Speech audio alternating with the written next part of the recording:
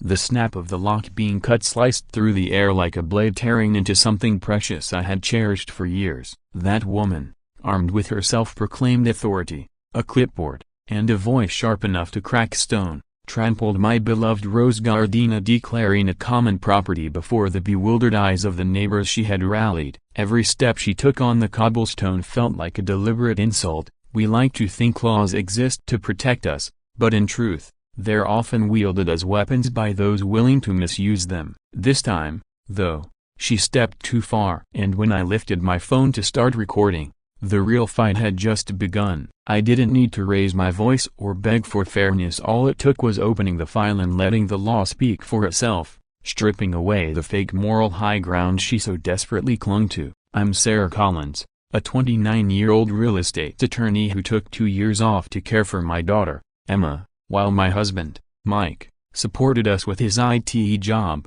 This home has been in my family since 2008, a gift from my grandmother. When the HOA formed in 2016, I declined to join my property's age, placing it outside their jurisdiction. In 2019, Karen Williamson, a classic A Karen if there ever was only a rose to HOA president, trimmed blonde hair, always in a black blazer, never seen without her trusty clipboard. The trouble began when I built a 2-meter wooden fence to protect my prize rose garden. Karen declared it an eyesore that ruined the neighborhood's charm and supposedly blocked traffic visibility, even though it sat 50 meters from the main road. What Karen didn't realize was that she'd started a battle with someone who understood property law better than she knew her own middle name. The opening week of what I now call the Karen Wars was marked by 3 visits, each more aggressive than the last. Monday, she arrived all smiles, holding a plate of homemade cookies, masking her curiosity behind polite questions about the fence. By Wednesday, the friendliness was gone, replaced by firm disapproval, and imaginary regulations rattled off from behind her clipboard. Friday, she returned with her voice pitched high enough to threaten glassware, brandishing papers like they were royal decrees.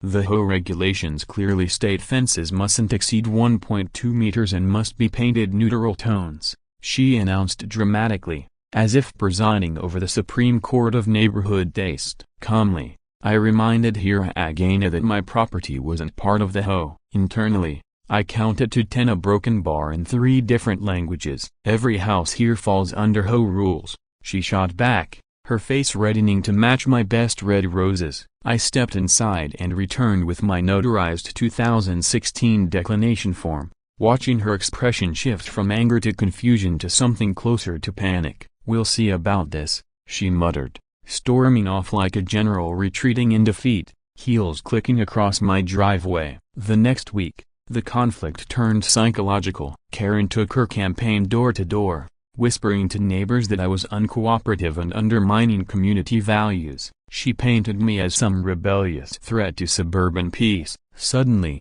neighbors who once greeted me warmly offered stiff half-smiles or avoided eye contact entirely. Even the chatty cashier at the market focused silently on scanning my groceries, as if conversation itself had become dangerous. Then came the violation notices, arriving in my mailbox like clockwork. One accused me of blocking pedestrian access, though my car sat perfectly parked inside my garage. Another cited excessive noise disturbance when all I'd done was water plants in the morning. Yet another claimed improper waste disposal, despite my trash being exactly where city rules required, lined up as carefully as a NASA launch. Each letter bore an increasingly official-looking header and Karen's dramatic signature, as if she'd practiced it just to make it intimidating. I countered each claim politely, backing it up with photos and documents, building a file that, to any reasonable observer, proved my innocence. But Karen didn't care about facts or fairness. She cared about control and about punishing me for daring to exist outside her authority. She started photographing my house from every angle,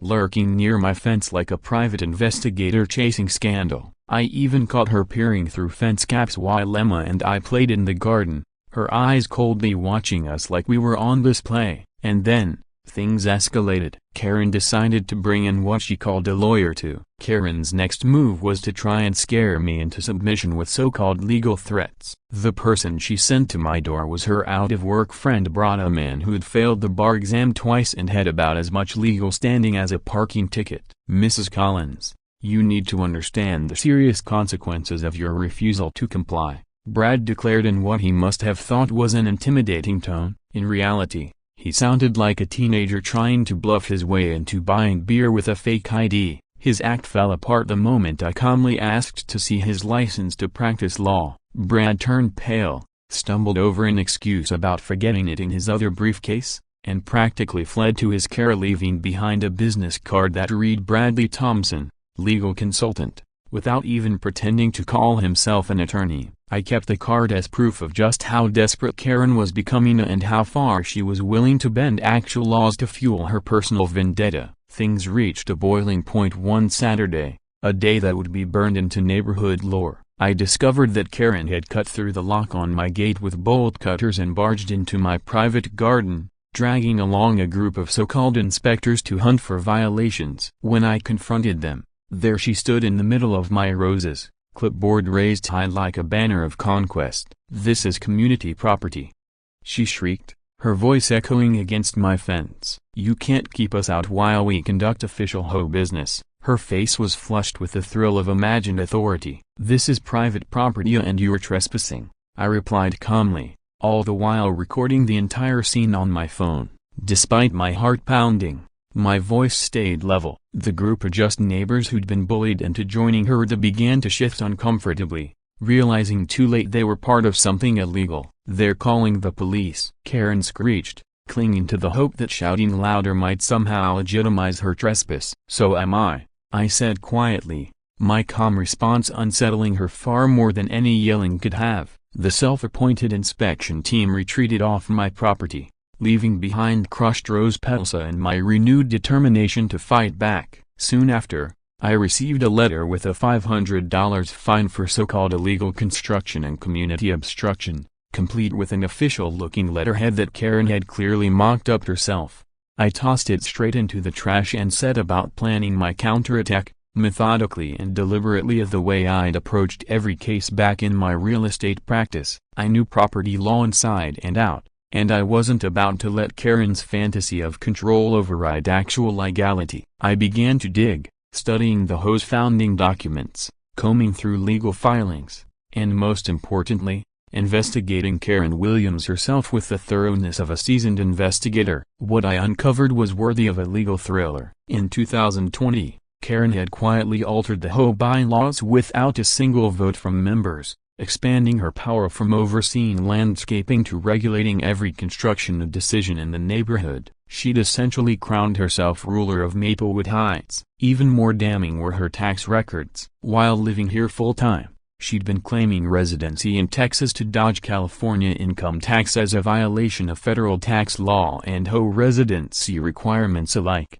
serious enough to land her in real legal trouble. And then there was the money trail, fines she'd collected from residents for trumped-up violations, over $23,000 in just 1 year, that had mysteriously vanished from the HOA's accounts. With this trove of evidence, I called my old law school friend Michelle Torres, who specialized in litigation. When she heard the story, Michelle laughed, a laugh reserved for lawyers who stumble upon cases built on jaw-dropping arrogance. "Sarah, you've got a goldmine of legal violations here," she said, her voice tinged with excitement. "Let me look into the neighbors too. I have a feeling Karen's been busy." While Michelle dove deeper, I began talking to residents who had kept quiet until now, uncovering a patterns of abuse that could rival any medieval tyrant. Mrs. David, a 67-year-old retiree, had been fined $200 for planting yellow mums instead of the regulation-approved white ones according to Karen's personal decree about neighborhood uniformity.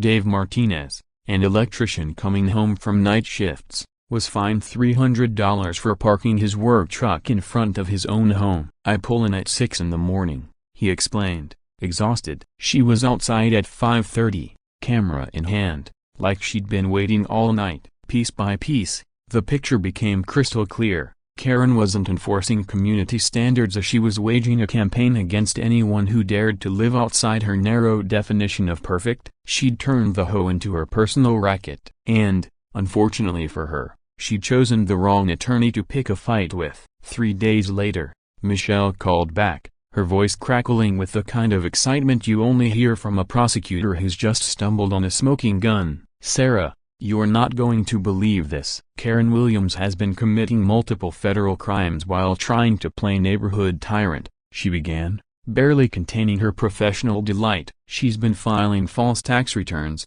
claiming Texas residency to dodge California state income tax while actually living in your neighborhood full-time. That's federal tax evasion, which can carry real prison time," Michelle explained, sounding like she could barely keep from laughing at the absurdity. "And on top of that, she unilaterally rewrote the HOA bylaws back in 2020 without getting a single vote from members, making every enforcement action she's taken since completely invalid." But the real bombshell came next. "Here's the kicker," Michelle said, her tone turning razor sharp. "She's embezzled $23,000 in HOA fines over the past year, funneling it directly into her personal account. We've got the bank statements, tax filings, and even witness statements from neighbors she bullied." I could almost hear the pieces clicking into place, like a lock finally turning. Karen had unknowingly handed me everything I needed to dismantle her petty dictatorship and maybe even see her face real criminal consequences. She had no idea that trying to intimidate a real estate attorney would be her fatal mistake. "Lawyers don't just fight back. We dismantle our enemies piece by piece, using their own arrogance as ammunition." For the next week, Michelle and I went into full investigative mode, working with the precision of federal agents building a racketeering case. We assembled a mountain of evidence: bank statements proving embezzlement, tax records exposing residency fraud, HOA documents showing her unauthorized bylaw changes, and dozens of sworn statements from residents she'd shaken down for bogus fines. When the police finally showed up one Saturday morning as summoned by yet another frantic 911 call from Karina, I was more than ready. "Officers, let me walk you through this," I began, my voice calm and confident, like a poker player laying down a royal flush. I handed them a copy of my property deed, showing I'd owned the house since 2008, "And here's my notarized HOA declination from 2016, filed years before Mrs. Williams even moved into the neighborhood," I added, watching their expressions shift from skepticism to realization. "So your house isn't under the HOA's authority at all?"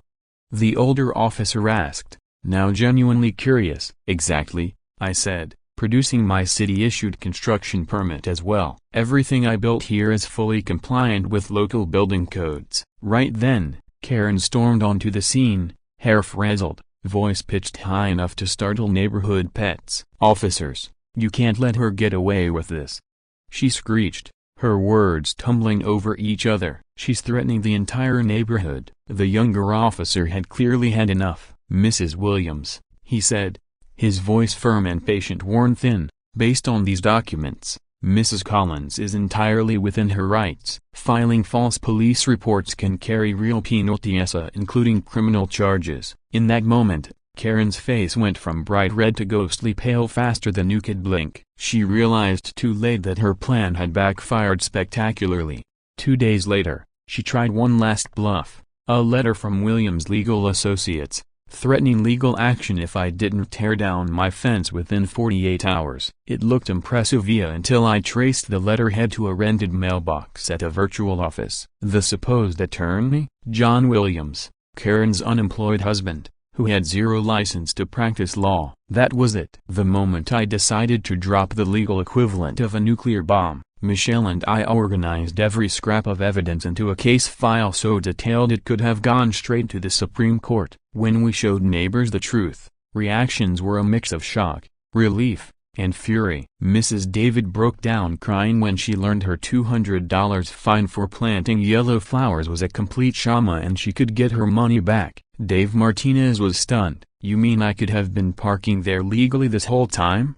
he asked, his voice shaking with disbelief. One by one, neighbors stepped forward, telling stories of intimidation, bogus fines, and Karen's iron-fisted rule. She'd rewritten the rules without approval, terrorized the community into silence, and run a personal extortion racket that would make a mobster proud. And what Karen didn't know, or what she never even imagined, was that her empire of fear was about to collapse in the most public, humiliating way possible. The next home meeting was held at the local community center. Normally, maybe 10 residents would bother to show up. This time, 47 people packed the room, almost the entire neighborhood. Word had spread like wildfire. Something big was about to happen. Karen sat at the head table, wearing her trademark black blazer and her stiff, self-satisfied expression, as if she were a monarch about to address her subjects. She had no clue that, for the past week, I'd been quietly rallying the community, sharing evidence of her crimes,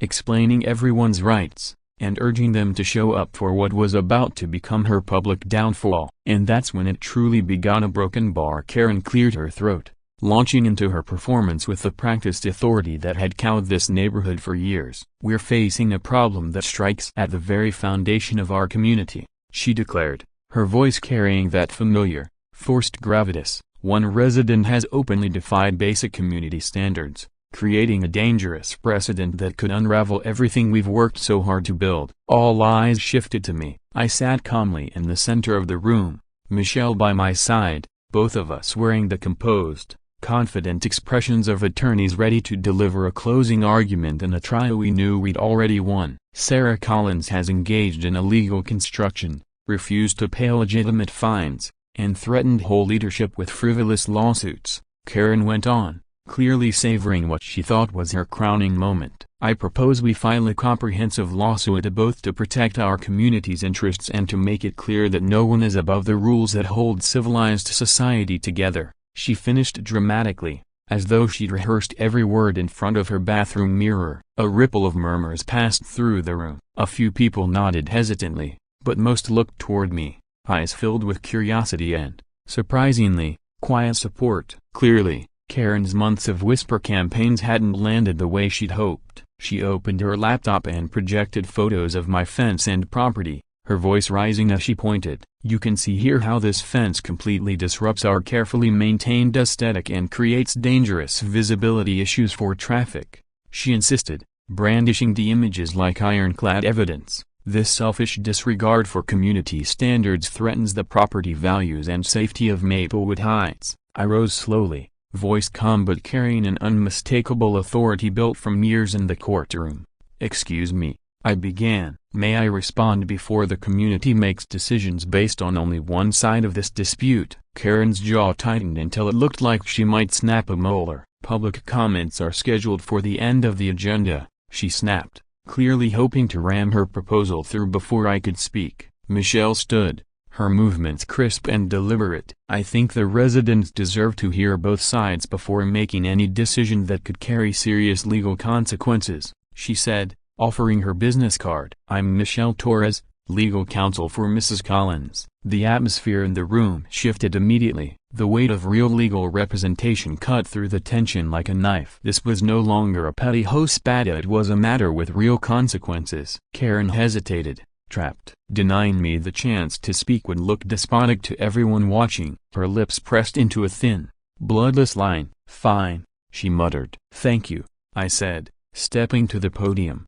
a thick folder of meticulously prepared documents in hand. I let the moment breathe, the silence drawing every eye to me like a magnet. Then, with practiced timing, I began distributing copies into the audience. "First, let's correct some fundamental misconceptions," I said. "This is my family's property deed, dated 2008, showing I've owned this land for 15 years. I paused, letting them examine the document. "And this," I continued, holding up another paper, "is my notarized HOA declination from 2016, filed 2 years before Mrs. Williams even moved here." The murmurs grew louder. People leaned over, whispering to neighbors, passing the documents hand to hand. Karen shifted uncomfortably in her chair, the polished mask she'd worn so long beginning to crack. "What this means," I said, voice firm, "is that my property has never been under HOA jurisdiction. Every single fine, violation notice, and threat Mrs. Williams has sent me is legally meaningless." The crowd reacted to whispers turning to full-throated surprise, but I wasn't finished, and that's not the most important issue tonight, I continued, locking eyes with Karen, who looked like she'd rather be anywhere else. The real issue is the systematic abuse of power that's been going on for years. Mrs. Williams, I said, my voice as sharp as a cross-examination, can you explain to the community why, in 2020, you unilaterally rewrote the HOA bylaws so without a vote from members so fundamentally expanding your own authority? Karen froze, her face draining of color like a pitcher tipped over. Those were necessary updates, she stammered, voice cracking under the weight of exposed truth. To keep up with evolving community needs. Michelle stepped forward, distributing a second set of documents. Here's a direct comparison of the original bylaws against Mrs. Williams' version, she said crisply. She granted herself the power to issue unlimited fines, perform home inspections without consent, and create new rules without a community vote. Shock rippled through the room. Heads turned, neighbors exchanged looks of outrage and betrayal as the scope of what Karen had done finally sank in. And there's more, I said, letting my words land like a closing argument. Mrs. Williams, can you tell this community? Mrs. Macron Williams, I said, voice steady and sharp, would you care to tell this community exactly how much you collected in fines last year? Karen said nothing, her face flushed crimson, and her hands shook as she clung to her clipboard like it was the only thing keeping her upright. Michelle stepped forward, her tone calm but devastating. According to official HOA financial records, the records I obtained as a community member with legal standing of the HOA collected $43,000 in fines over the past year, she announced, yet only $20,000 of that appears in the HOA's official accounts. For a moment,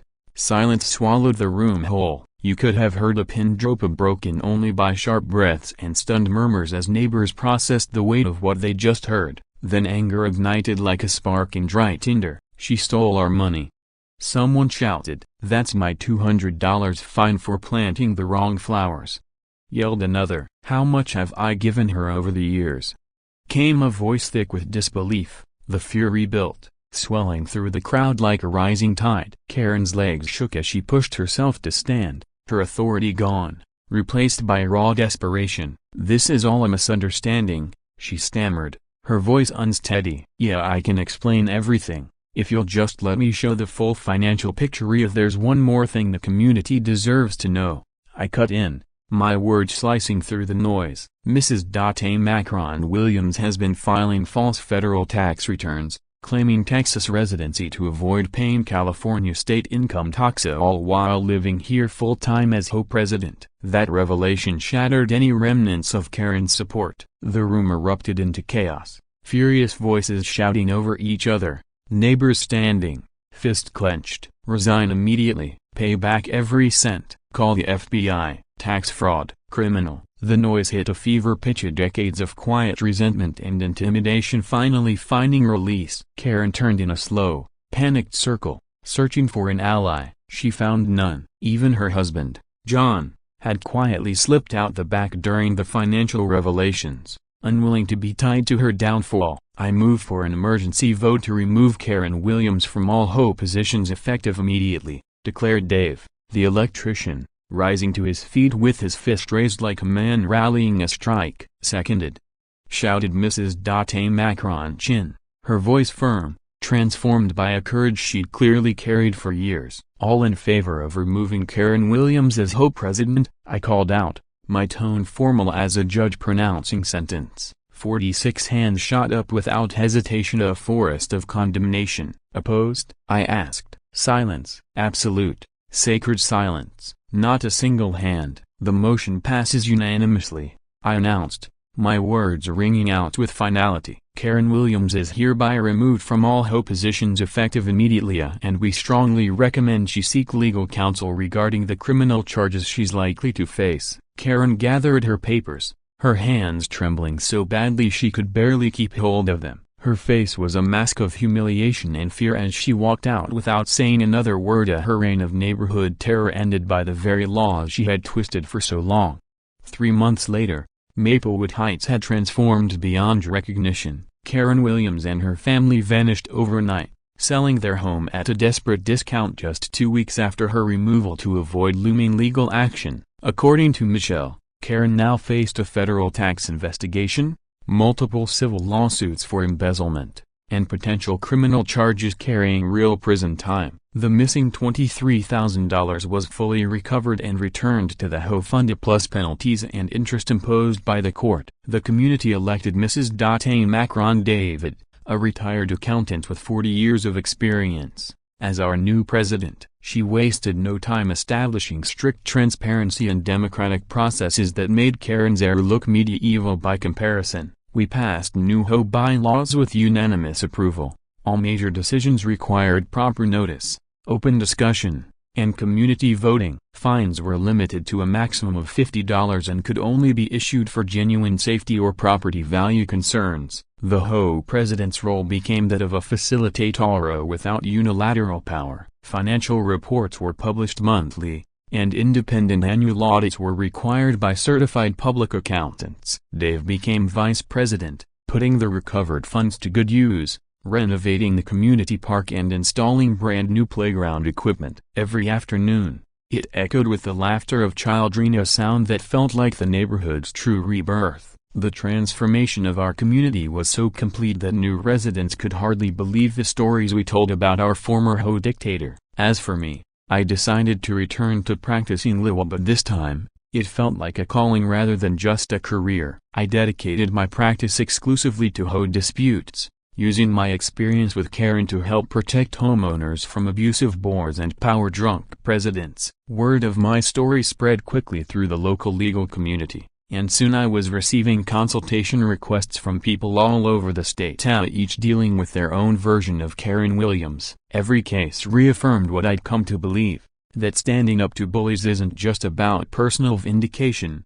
but about defending everyone's fundamental right to live peacefully in their own home. Michelle and I teamed up to launch a comprehensive website offering free resources for homeowners battling overreaching HOAs, downloadable forms, summaries of legal precedents, and step-by-step guides on how to push back. Within weeks, we began receiving dozens of emails from people who finally felt hope after years of feeling powerless. Out in my yard, the 2-meter wooden fence still stands proudly around my rose garden, but now, instead of symbolizing conflict, it's become a quiet monument to the right to enjoy your own property without fear of petty retribution. Every morning, as I water my roses and sip my coffee in the calm that once felt impossible, I see Mrs. Macron David tending her bright yellow mimosa without worrying about an absurd fine. Dave parks his work truck in front of his house, exactly where it belongs. Children laugh and shout on the playground,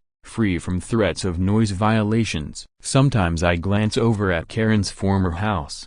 It's now home to the Rodriguez family, a young couple with twin daughters who painted it a cheerful turquoise and filled the yard with towering sunflowers. It's a world apart from the sterile white walls and golf course perfect lawn Karen once imposed on all of us. In the end, the most important lesson I learned wasn't about property law, legal precedents, or even how to dismantle an HOA dictatorship, though those skills proved invaluable. The real lesson was about the power, and the responsibility, to stand up when something is wrong, no matter how trivial it might seem at first. Many of my neighbors had silently endured Karen's tyranny for years, not because they were weak, but because they didn't realize they had legal rights and the power to use them. They believed they had to accept whatever punishment Karen invented, never suspecting her authority was built on nothing but intimidation and bluster. Now, as I sit in my garden behind the fence that started it all, I feel a deep gratitude for having the courage and knowledge to act,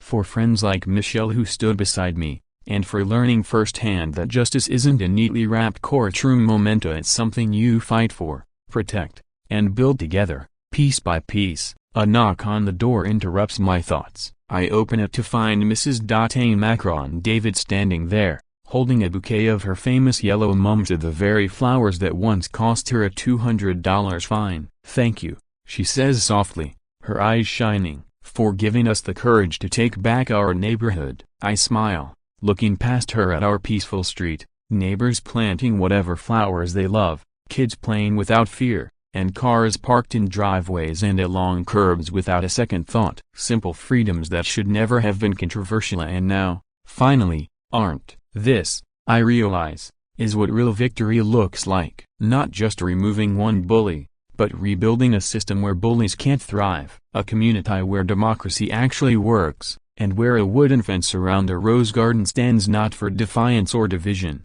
but for peace, freedom, and belonging. As I take another sip of coffee, surrounded by flowers I chose, on land I own, free from petty tyrants who mistake power for crowns, I find that justice, in the end, tastes even sweeter than the finest morning brew.